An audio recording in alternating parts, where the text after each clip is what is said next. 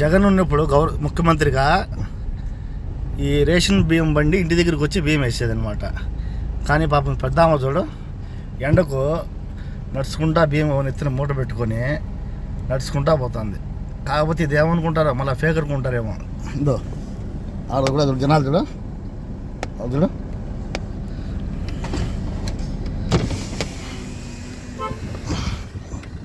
అది చూడు అంతా బయట పాపము ఎండకు పడిగాపులు కాస్తా బియ్యం కోసము లైన్లో నిలబడి అంతా బియ్యం వేపించుకుంటారు అనమాట.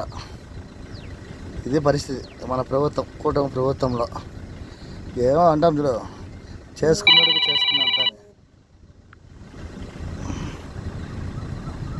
అది చేసుకున్నాడికి చేసుకున్నంత అని ఎవరి కర్మ వాళ్ళు నిర్మించాల్సిందే తప్పదు. జై చంద్రబాబు.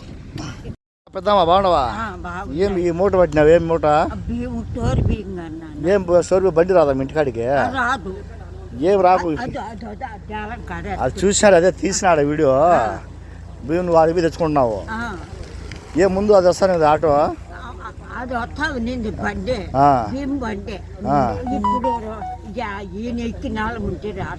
ఇప్పుడు ముందు బాగుంది, ఇప్పుడు బాగుంది మీకు?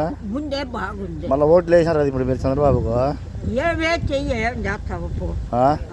మళ్ళీ ఆయన కోరుకోండి రావాలని. అది ఇప్పుడు ఈ ఎండకు నువ్వు వయసు, ఇప్పుడు వయసు ఎంత నీదే? వయసు ఎంత అంటే బతుకుద్ది అట్లా.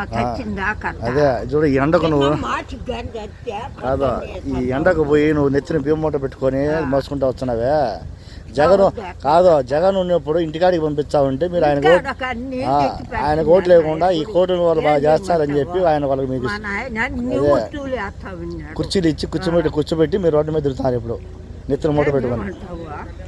అంతేలే, ఏదంటాం మీరు మీకు అట్టోళ్ళే కావాలి, మీకు చంద్రబాబు లాంటి కావాలి మీకు. అది సర్లే అమ్మా పెద్దమ్మా, జాగ్రత్త.